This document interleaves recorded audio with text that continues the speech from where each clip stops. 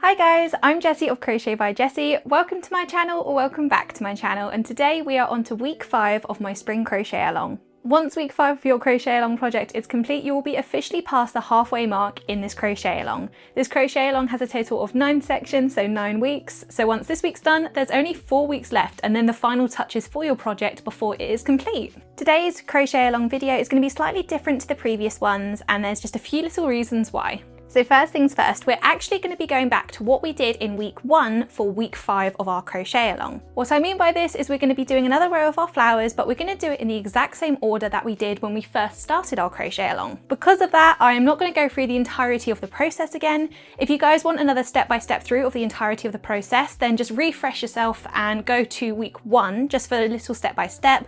What I am going to show today though is just the slight differences that you'll have right at the beginning when you're setting up this part of the crochet along. It's only going to affect the first 2 rows or so I will talk you guys through that. But apart from that, everything that you did in week 1 is essentially going to be what you were doing in this week for the crochet along as well. So now that I have covered that for you guys, let's get into the explanation of the slight differences in setup and then get you guys ready to finish week 5 of your Spring Crochet Along project.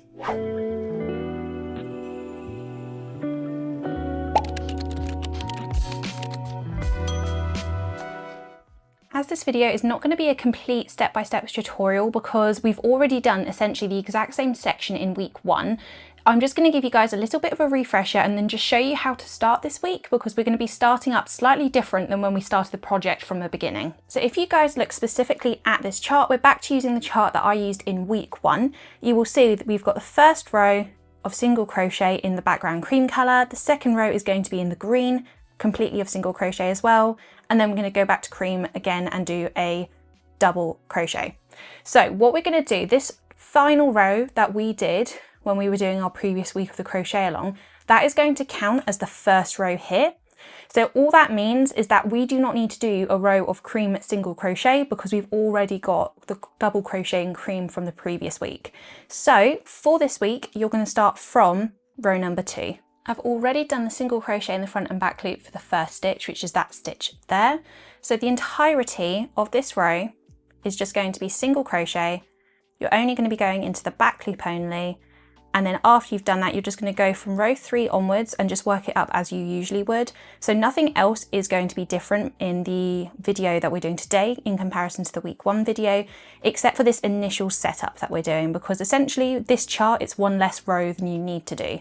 This is how the row looks when it's done. So although it's the first row of this week of the crochet along, that is technically row number 2 for this week done.